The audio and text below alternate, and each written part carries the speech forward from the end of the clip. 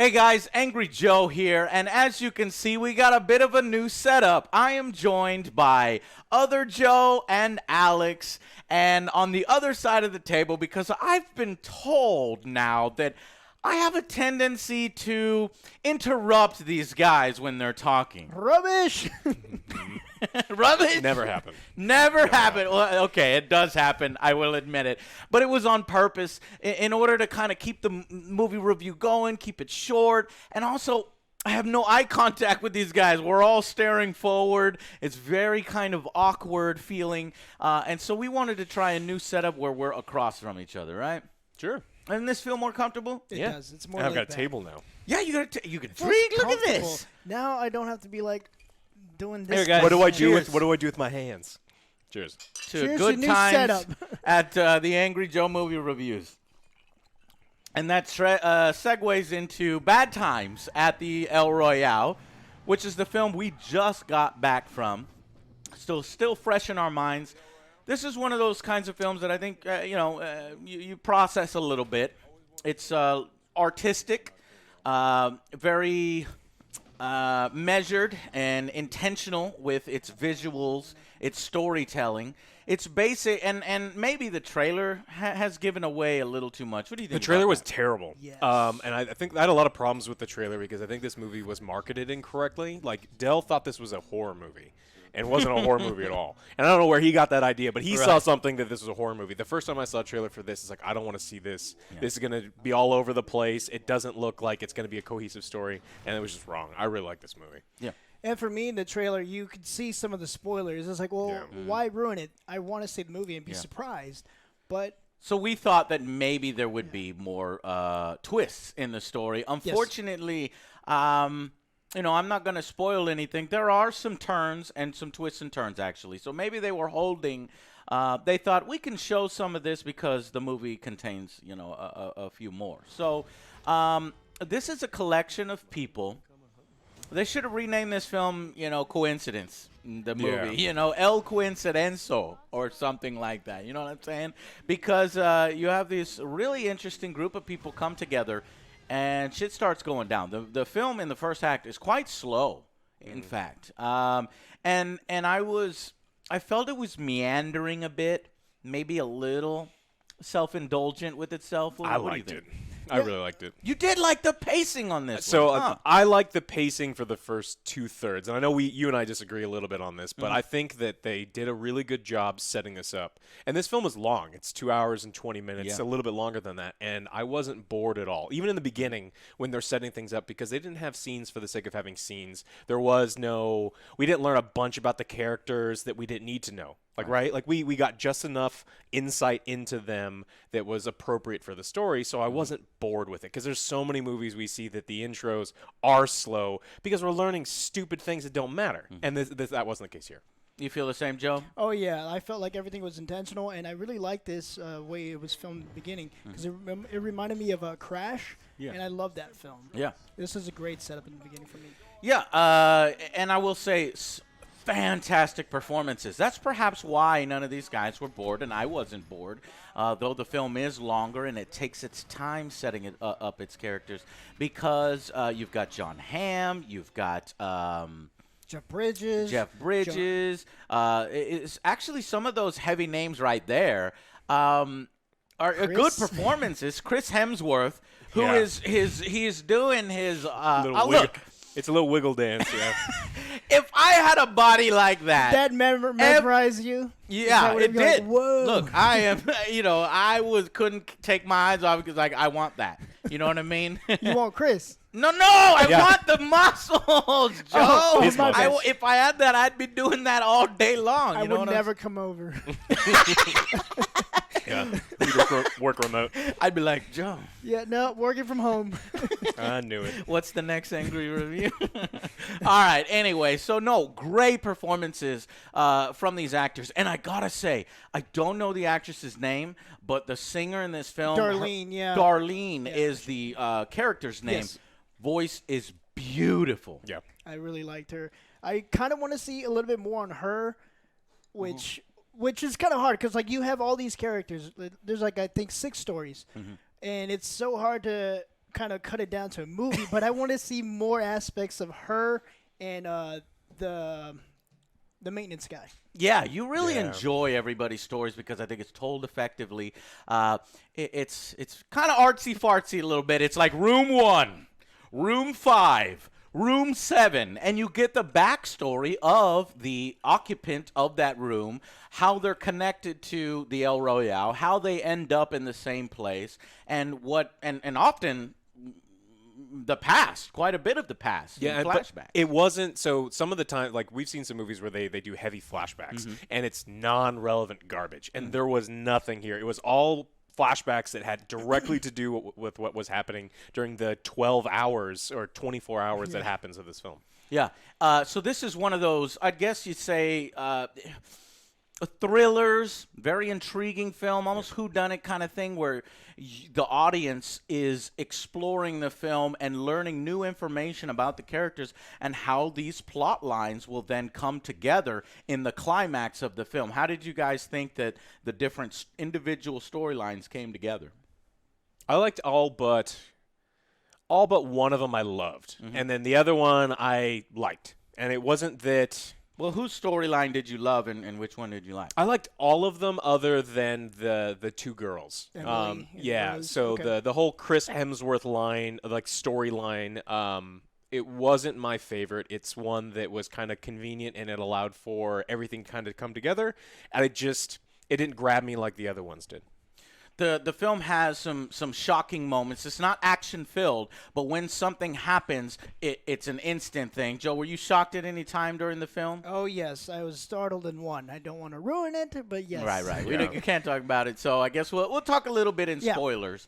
But yeah, so the subplots. Did you think that all the subplots in the film went somewhere? Was there anything that you felt that was a little bit of a plot hole or something crawled to a halt? Because I can think of one thing.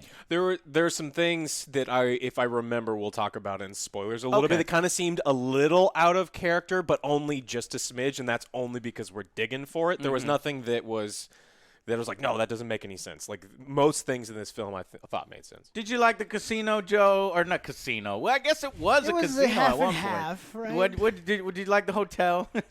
Yes, but I still wanted to see some more of it, I guess.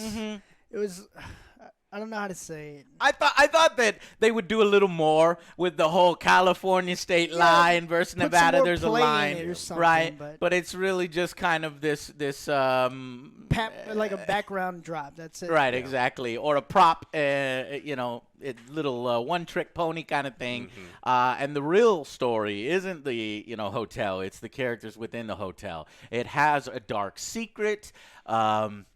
And then the secret spills out amongst all of our interesting characters that we are either invested, scared, or intrigued by.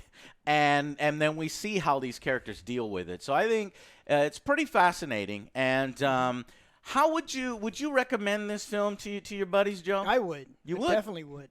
Depends on which buddies. Yeah. I've got some buddies that want to see, Schwarzenegger blow some stuff up. And if that is your thing, and sometimes it's my thing, this is not the film for you. It takes its time. It can be a little slow. Like you said, it's kind of artsy-fartsy. Yeah. But I like that. Like, I Yeah. really enjoyed this. And there's going to be people that I'm going to, say, go see this immediately.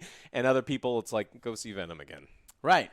Great shots, great visuals, great performances, interesting story. However, for me, I think the payoff in the end, in that third act, is not quite what I was hoping for. I was looking for a little bit more impact in that final act. And we could talk about it in spoilers. However, I don't think that makes it a bad film. I would still recommend you go out and see that if you're willing to and you know what you're getting into with a film like this. So let's go into our final verdicts. Let's start with OtherJoe this time. All right. I really liked the beginning of the pacing. Like I said, I like these kinds of individual stories. And towards the end, it did lose me a bit. We'll talk about it later. But throughout the thing, I was very intrigued what was going on. I was like, I really liked all the twists, and I love the score, too. I like oldies, so I really like that, too. Yeah. I'm going to give this an 8. Wow, okay, nice. What about you, Alex? 8.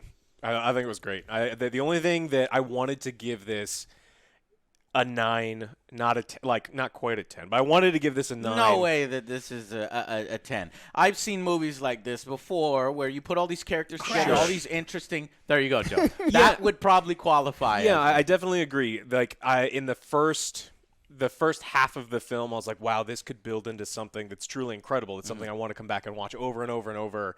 It kind of let me down a little bit towards the end. It's still a great movie. I definitely still think this is an 8. Okay. I agree with these guys. It's an interesting film where interesting characters come together at one point of contention, which hides secrets within its own, little thing. So kind of think of like the Hateful Eight kind of thing where people are coming together in one location.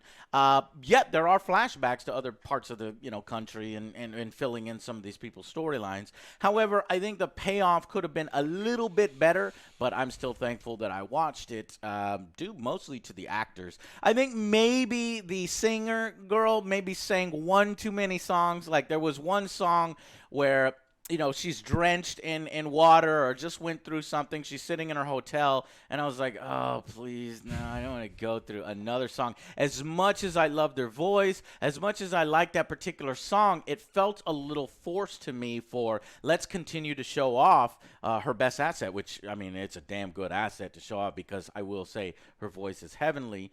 But I just felt it was a little forced.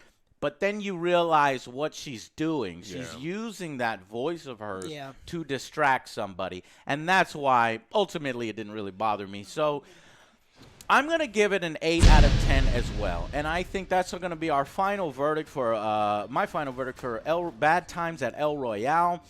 It could have probably earned a 9, maybe a little bit better if the payoff was more interesting. And I think I would like a little bit quicker pace. Because I think in the middle it was started to lose me for a little bit, but then that climax at the end, it goes real fast. A final reveal is made about somebody's backstory, and things go into high gear. So yeah, I enjoyed it. So thank you guys so much for watching. Let us know if you like this new format. I know there's some tweaks to be made, and I think I could sometimes block Alex's face with my hands and things like that, or maybe I need to fix the lighting or whatnot. But let us know what you think in comparison to the old view. But do you guys like it? The fact that we're sitting... Yeah. I like this so much way better. Oh, yeah? All right. Well, if you want to stick with us in our classic spoiler section, please do. If not, thank you for watching.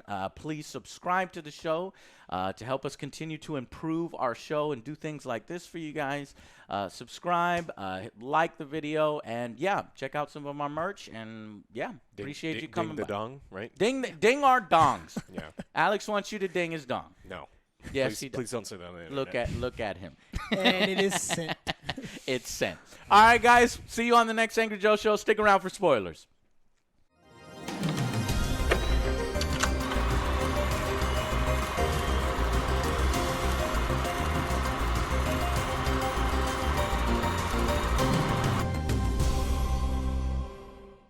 And welcome to the spoiler section.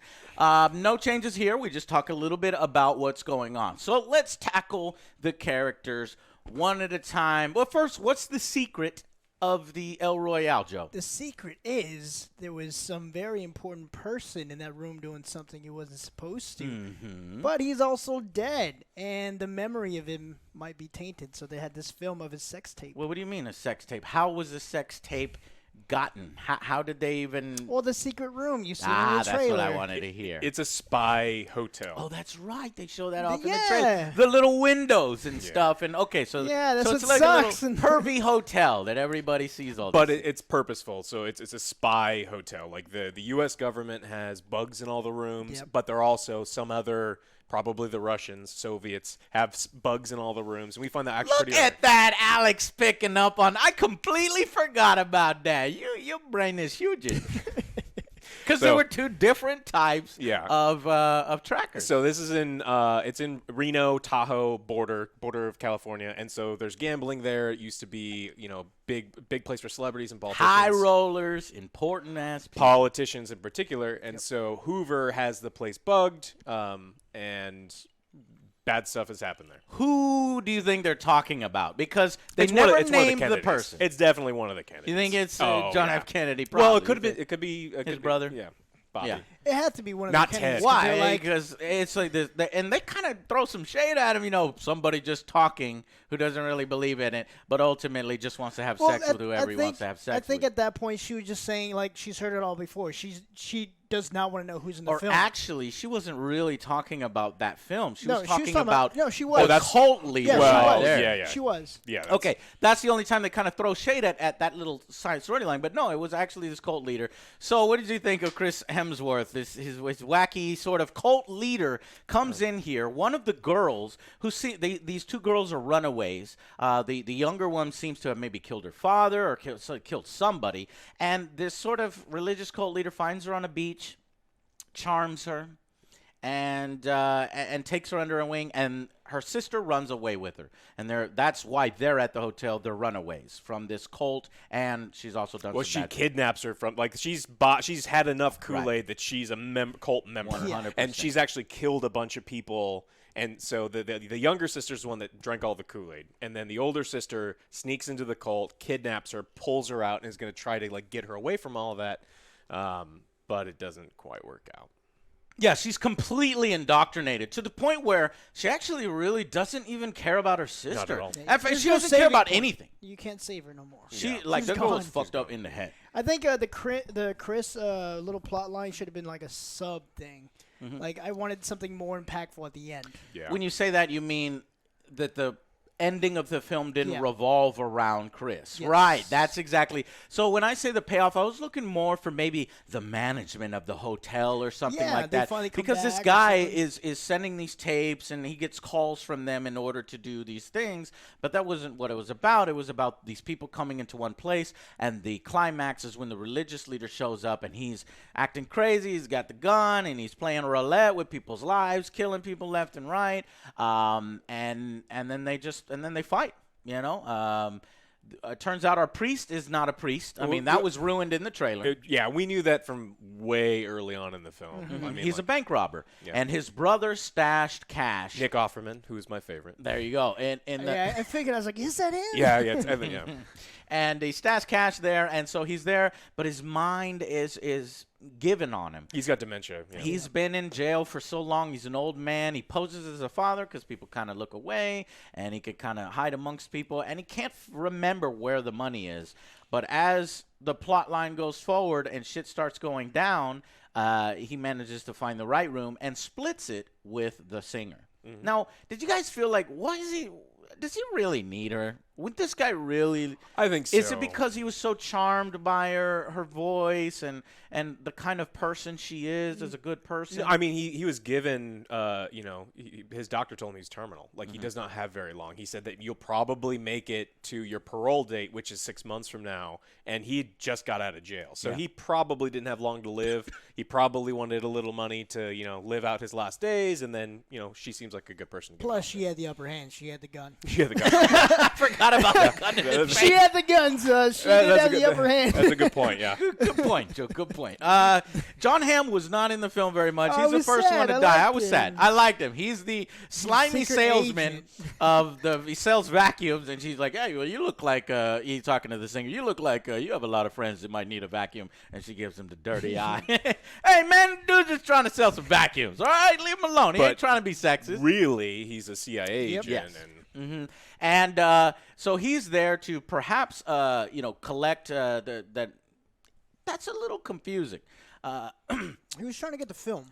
Was he trying to discover this place is privately run, and then he's going to shut it down or learn more about it? So they talked about is he in cahoots with the place? No, he's not. No. But he can't help himself. They tell him, do not. He also says, I witnessed a kidnapping when I figured out what's going on here. And so he just can't help himself. He goes over and tries which I liked. Oh, sorry. Well, which I liked, though, because, he was talking to his daughter before, and he's like, that's probably somebody's daughter. I need help. So that little thing kind of ties it together. He's a good guy, because he was specifically told, do not help them. That's not what the mission is. But he can't help himself. He's a good guy, and he gets killed. Murdered. Yeah. Well, so not gloriously. Like, he's killed, and the movie's like, we're moving on now. Yeah, Did you like that choice? I like that. So actually, you talked about the two different like jump scares. There were two that got me. Him just getting blown away. I was shocked. I was like, we're only like an hour into the film. Like you just blew away, a cool big star. character, Yeah. And what was the other one?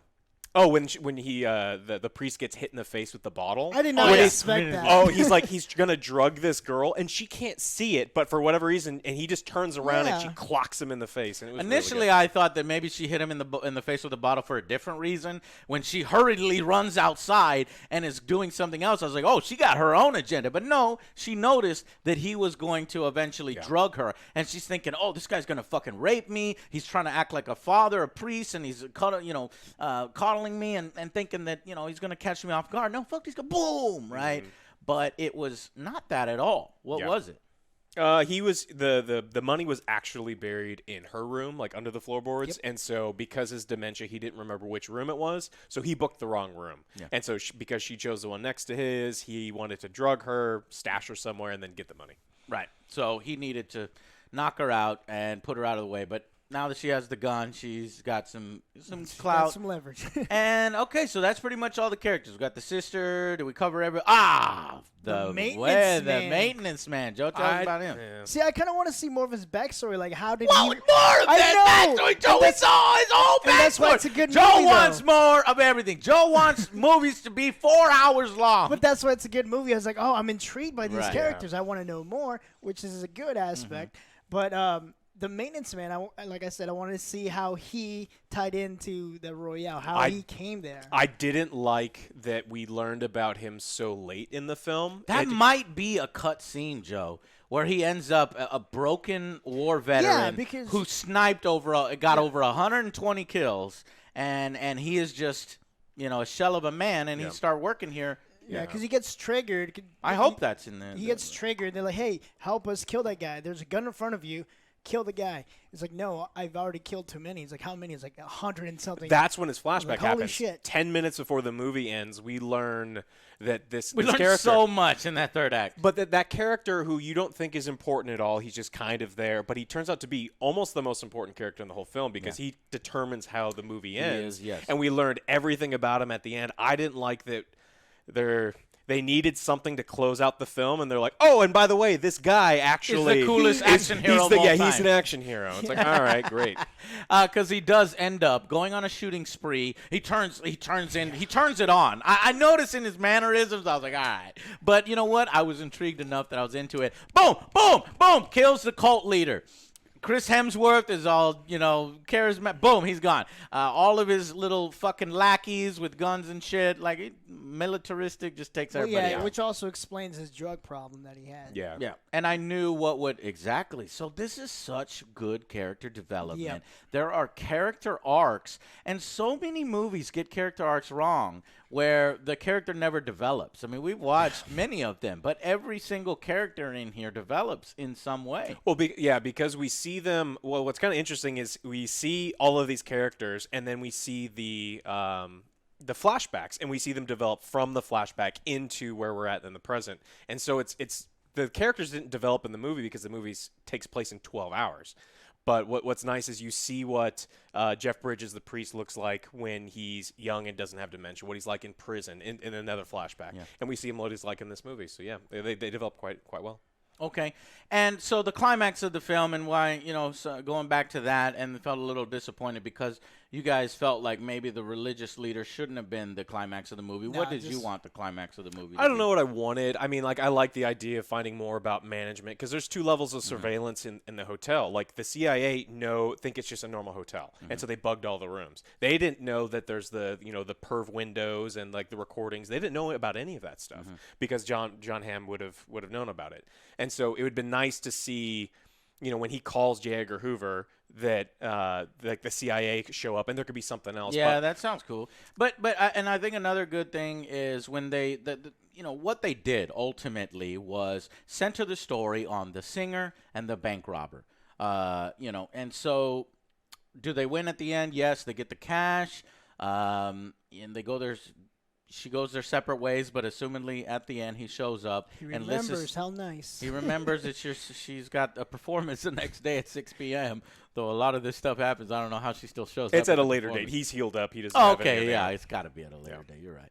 And he's just watching her career, and he nods at her, and she nods at him. By the way, she destroyed the evidence of John F. Kennedy, probably fucking Marilyn Monroe. Probably. We assume. We saw Marilyn Monroe was. We assume it could have just been. It could have been Nixon. Who knows? Well, I guess no. not. They said he's dead because his tarnish is. Oh right. They specifically said this person is dead. You saw Nixon on TV. Yeah. So and there were pictures. I think if you pay real close attention to who's visited the hotel before. So yeah, I think it is implied.